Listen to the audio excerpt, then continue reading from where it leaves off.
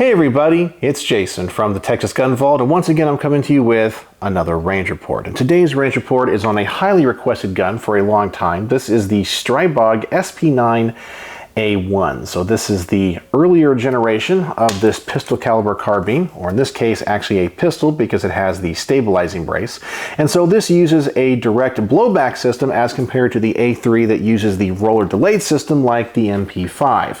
But before I talk about where this gun probably gets all of its inspiration from and the things that I like and don't like about it, I want to thank the people that always make these range reports possible. First and foremost is the owner of this fine firearm. He's a local subscriber and friend of the channel. His name is Ken. Ken, thank you so much. It means a lot to me that you entrust me to shoot this gun and review it and bring this content to all of you on YouTube and Rumble. I want to thank my Patreons as always, because through their monthly donation and support they help keep the lights on around here, especially now since my channel has been demonetized. Apparently, I'm a bad boy and I don't make content that is friendly to YouTube's guidelines. Or so they say. And I always want to thank the primary sponsor for all of my range reports who provides all of the ammunition, and that is my good friend Mark from Brownworks. You guys know that I always do a little spot for Brownworks in these range reports because, as I mentioned, he provides the ammunition and thus making these range reports financially feasible for me. So thank you so much, Mark. And I love to support Mark and his company because Mark is a custom grip manufacturer. He is an artist. He makes a wide variety of grips for a wide variety of firearms out of a wide variety of exotic woods and materials. His work is A+ #1. I have seen many of his grips in person, and let me tell you, they just get better all the time. He's always looking to improve his product line. I'm going to be putting a link in the description below and as a pinned comment. I want you guys to go over there, see what he has to offer. He supports me here at the Texas Gun Vault, and so I want you guys to go out there and support him. I promise you will not be disappointed with the quality grips that he makes. So please go over there. As I said, I'll put that pinned comment. Check out what he has to offer. If you don't see what you're looking for, I guarantee you he can make it for you. He has amazing customer service. He always makes sure that every customer that buys a grip from him is satisfied. So please, as I said, go over there, contact Mark, and when you do, tell him the Texas Gun Vault sent you. Alright, so I've already alluded to what this particular gun is. It's one of these pistol caliber carbines that's imported to the United States in a pistol configuration because they can't come in as short-barreled rifles or rifles unless they have a 16-inch barrel and meet other things that the ATF requires. So it's easier to import these as pistols, and then if you have one, you can add the brace or SBR it. Now, when these things first came into the country, I was a little bit intrigued because after all, the subgun or the pistol caliber carbine is honestly my favorite type of firearm, and that's what this is. It's chambered in 9mm. But you look at it and go, man, doesn't that look pretty familiar to something else that's already on the market? I mean, the way that the receiver is designed, just the basic look of it, the options when it comes to stocks, even these flip-up sights that are built into the rail. Well, yeah, actually, there is another gun on the market that it reminds me of, and it's this one right here. This is the B&T APC 45. Now, the 9mm looks exactly the same. The resemblance between these two firearms, honestly, is pretty uncanny. You look at these receivers, you look at the options, you look at the build of them, and you go, man, they're almost the same firearm. Now, are the parts interchangeable? No, there are differences, but you can definitely tell that one of these is a copy of the other. So which one came first? Well, the B&T APC did. And of course, APC stands for the Advanced Police Carbine. Now, I am not a lawyer, I don't understand EU law, and I don't understand patent infringements, but I did a little bit of research and talked to a couple of people about this, and I don't know if I have the complete story, but it is my understanding that Grand Power essentially, when they designed the Stribog, copied the APC. In fact, everything from the way that the bolt operates and works to the receiver design, it's pretty much a copy. Now, I understand that Slovakia is a member of the EU and Switzerland is not. So I'm not really sure how it works with patents and all that kind of stuff. But it is my understanding that at some point, from what I have researched, B&T did approach Grand Power and say, hey, this is pretty darn similar, and worked up some documents and things, and I guess approached them, and it is my understanding that they pretty much said nothing. And so a lot of people will say this is a poor man's APC, and it kind of is. It really does look and feel like the Generation 1 APCs. But I really do think for a big part of it, it kind of is a copy, and it's kind of a stolen patent. So that kind of bothers me a little bit. You know, I have taken this gun apart. I know how the APC works, and I will say it is pretty uncanny.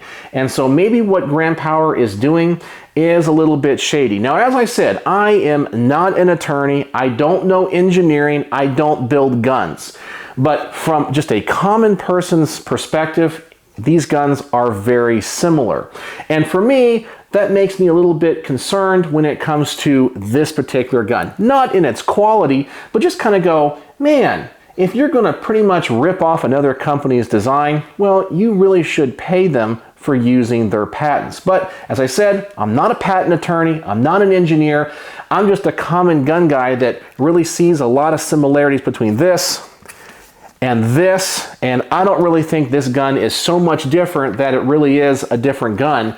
And I think, for the most part, Grand Power pretty much ripped off the APC. But maybe someone out there is a lawyer and an engineer can tell me how I am completely wrong. Now, maybe with the SP9A3, with the roller delayed system, that's a big enough change to say, well, they're very different, because all of the B&T guns use that buffer system and not a roller delayed system. So if they've machined out the receivers differently for the A3, well, maybe it's a big enough difference and warrants us to say, okay, they truly are different guns. Now, when it comes to my review of this gun, you guys know that I'm a huge APC fan and I love all B&T products, but I'm going to try to take that whole bias out of it, okay? I really am going to try to review this particular gun for what it is and document my experiences, opinions, and thoughts. So let's talk about the things that I like and don't like. Well, for the most part, the things that I like are going to be the same things that I like about the APC. I think it is a pretty cool design. I will say aesthetically, though, I'm not a big fan of this flat area up here in the front. I think the APC and B&T do a little bit better job of kind of narrowing that down and have a few more angles in there, making it a little bit more attractive. This gun can look a little bit blocky, but the trigger in it does seem to be really nice. I like the fact that this gun has a lot of options when it comes to stocks and the braces, just like the APC does. I know there's a few companies that offer different products back here, so you do get a lot of options if you do decide to SBR this, or I guess even if you do keep it as a pistol. The controls are pretty good, not as nice as the B&Ts though. For example, I kind of feel like this safety selector switch is a little bit cheaper. But overall, everything on it seems to be pretty decent quality. It's finished nice. I don't really see any machine marks or any finishing issues with it. So it seems to be well built, robust, and pretty nice. But now let's talk about the things that I don't like. Well, first off, I can tell you the polymer of this lower is not as nice as the B&Ts. The B&Ts really do a great job of melding the aluminum uppers to the polymer lower receivers. This one feels a little bit cheaper. Now, granted, this gun is a lot cheaper than its B&T competitor, so I'm pretty sure that the material and time that goes into the construction of this particular firearm is not the same quality. We do have a reciprocating charging handle. Now, the B&Ts in the first generation, like this one, do have a reciprocating charging handle as well, but in the Pro Series or the Generation 2, they did get rid of that. They did kind of upgrade that, so I do like that. But right now, this one has that reciprocating charging handle. It can be switched from side to side, so that's pretty nice as well, depending on your shooting style and if you're right-handed or left-handed. And the last thing that I really don't like about this gun are these built-in sights to the rail. Now, these sights are definitely functional. They kind of look nice, but I don't like the fact that pretty much if you ever break them, you're not going to be able to find replacements. Now, I know you can probably find replacements now, but I'm talking 10, 15 years from now.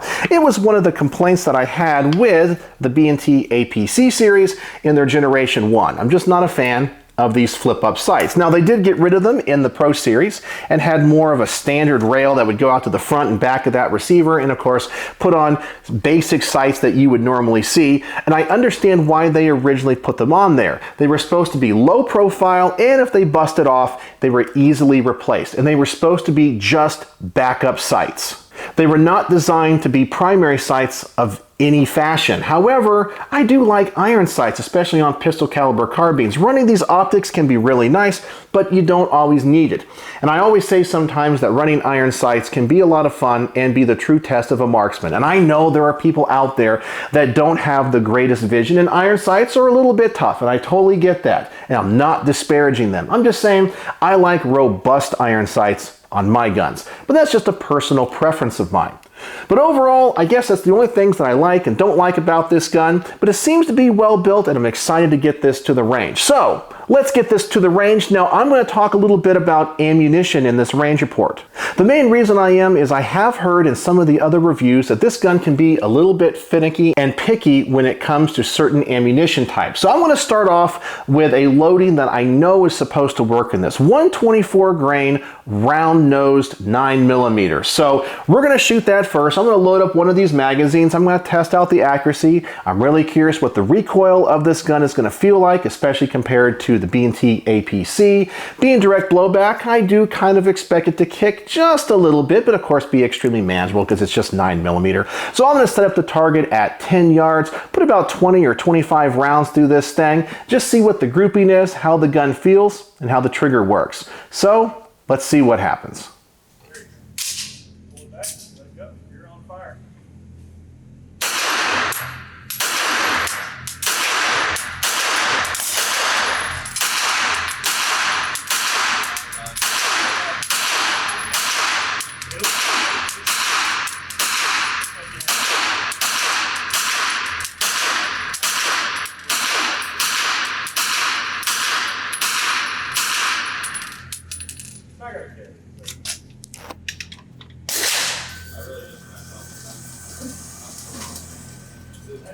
Keep your feet side by side. There you go. Yeah, 20. Yeah. All right, so the gun seems to be pretty accurate. I gotta say the trigger in it's actually pretty good, and it has a very low recoil to it. So for straight blowback, it's pretty nice. Now I would expect it to because it is a copy of the APC. Now I'm going to set the target out at a further distance. I'm going to use the same ammunition. So this is just to see what happens to this group. I'm going to double the distance, go out to about 20 or 25 yards, load up another magazine, and I'm going to go for the head on this silhouette. And right now I'm just going to be using this red dot. So I'm expecting the gun to actually be pretty accurate, and hopefully I won't have any feeding troubles with this ammunition. But let's see.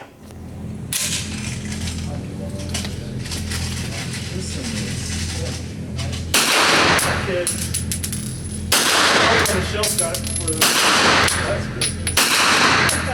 Say help on the shelf.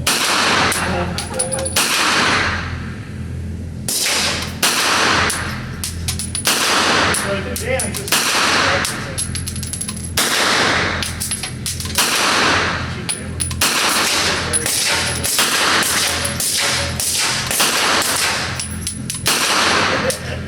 that's my presumption of suppressive.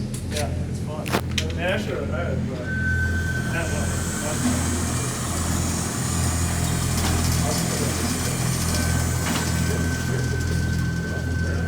Yeah, I noticed.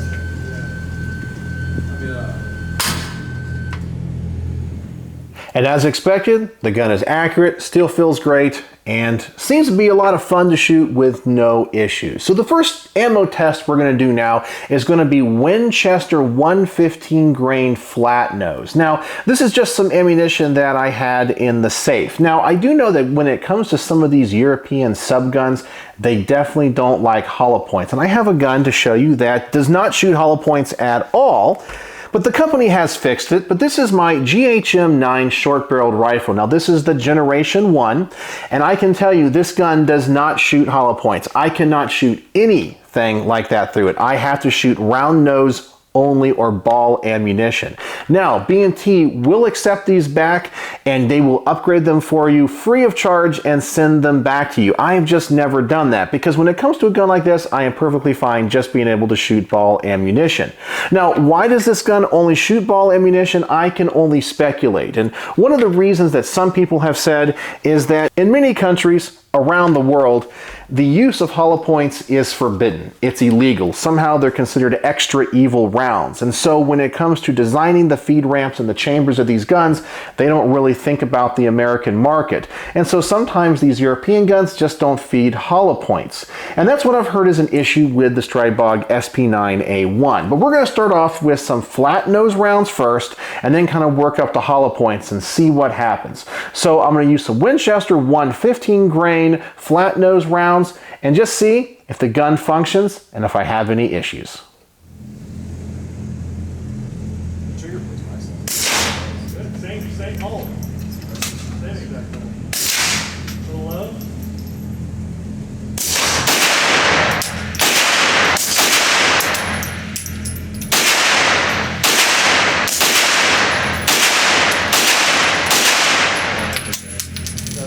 Put it on safe.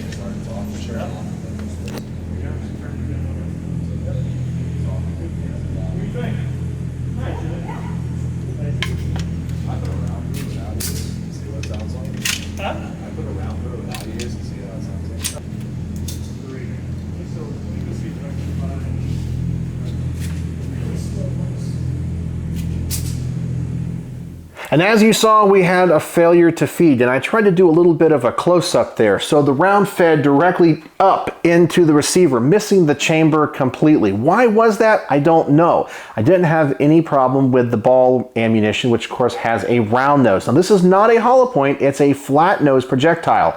But this happened a number of times, and this is the only time that I documented it on camera. But I did have issues with it every time I shot it. Now the other issue that you saw is when the bolt compressed that round, it actually seated that projectile in the casing quite far, which can be problematic if you try to reshoot that ammunition because it's going to be under higher pressure. So it pretty much is ruining some of these cartridges, which is a big issue, and it's definitely not reliable. So now we're going to try some Winchester 115 grain jacketed hollow points. See if this does any better. Now, I have to say the projectile on these is a little bit more rounded than the flat nose. So we're going to see if it feeds in this particular gun, if I have any issues, or maybe something similar. So let's try it out.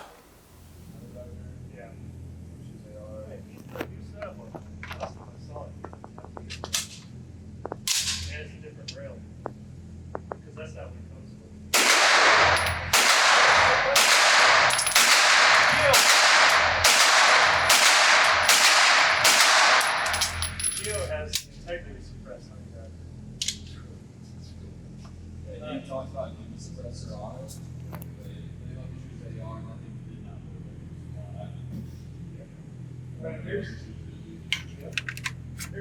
3 rounds, he's slow, super slow.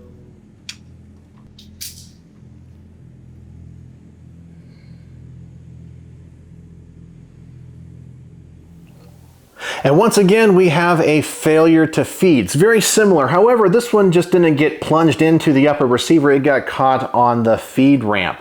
So far, this gun doesn't like hollow points or flat nose projectiles. And like before, it definitely compressed that casing. So that projectile got seated way further into the cartridge than probably what is safe. So it ruined that round. And once again, in every magazine I used, I had the same issue.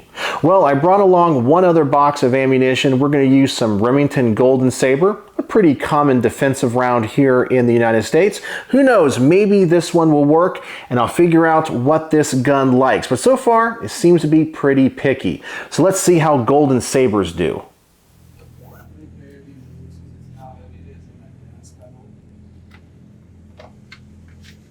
They're spicy, aren't they? I bet compared to the Blink 47. Oh yeah, it's.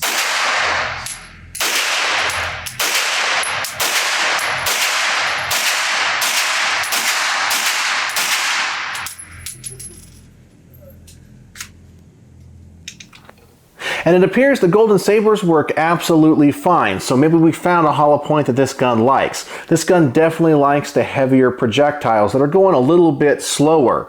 But that's exactly what I read online when it came to other reviewers. So if you're going to own this particular gun, you definitely want to shoot the heavier projectiles over the faster and lighter ones. It just seems to like those a little bit better.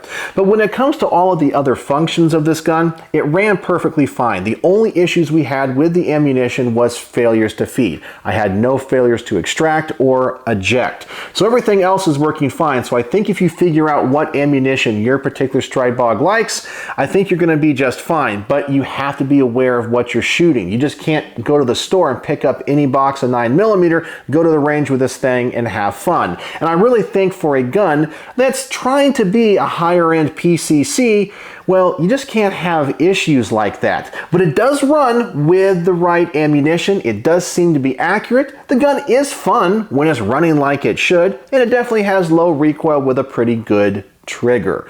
So that's what I discovered about this gun when it came to ammunition and what I thought was most worthy of putting on this range report.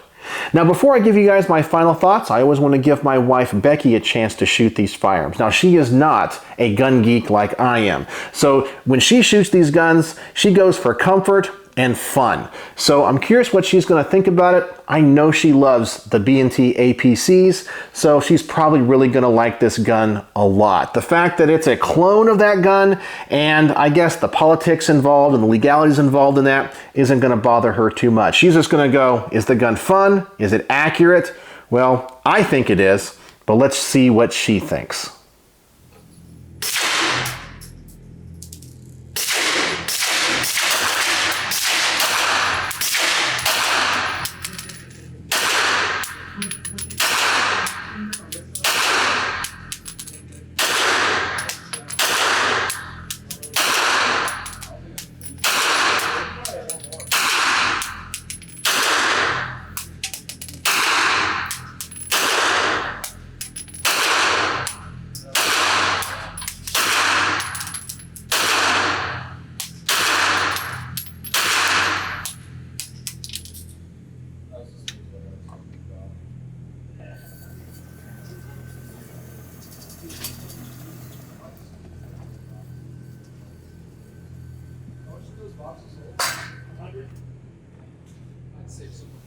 So she said she had no issue with it. She shot it pretty well and thought it was a lot of fun. Now, when we did shoot this side by side with the B&T, she definitely commented that this gun feels a little bit cheaper than the B&T, but not much. She definitely thinks it felt like a quality firearm. And I can tell you, with the exception of just a couple things like the controls, maybe the bolt catch and the safety selector, it does feel like it's pretty good quality. But there's things on the peripheral of this you go, it's definitely a little bit cheaper, and I think the price tag reflects that.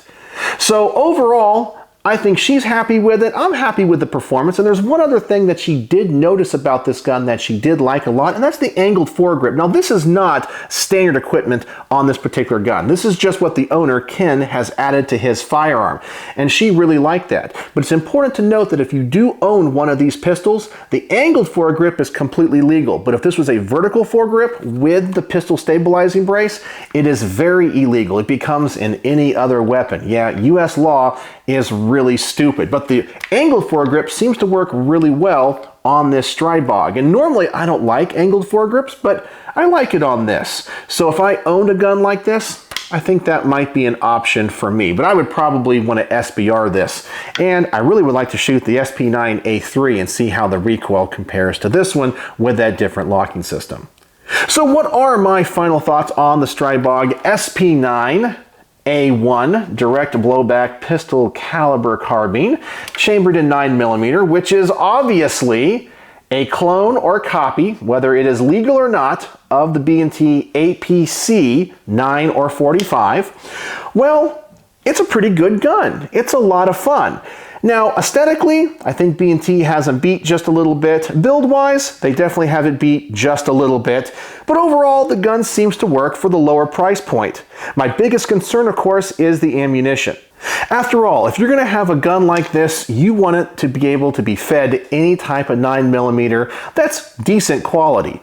And the fact that this thing has such problems, well, it's not a very reliable gun, or reliable enough for me for home defense. If you're having to clear malfunctions like that in a stressful situation, well, I don't think that's good. Now, as a range gun, I think it'd be perfectly fine. The accuracy is definitely there. The shootability of this gun is definitely there. The fun factor of this gun is definitely there. The design factor of this gun is great because, as I said, I'm pretty sure it's a copy of the B&T APC, which is, in my opinion, one of the best pistol caliber carbines in existence. So it's just a copy of that. Now, personally, learning what I have from my research when it comes to this company copying B&T, it makes me want one of these a little bit less, simply because B&T owns the intellectual property to this particular firearm. And I feel like if you're going to take the time and invest in the production of a gun like this, well, if a company copies your design or aspects of your design or infringes upon your patents, you definitely deserve royalties of some kind. And as I said, just from my reading and research that I have discovered online, I just don't think Grand Power is playing fair. I feel like they've illegally copied this, and I don't understand EU law or patent law, so I don't know what Switzerland can do or B&T can do because they're not members of the EU. I don't know any of that. But from a layman's perspective, it definitely feels like a copy. And I'm not a big fan of firearms companies illegally stealing the rights and patents to other guns.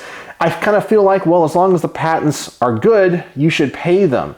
And when that company approaches you about it, well, you definitely should talk to them and try to work something out.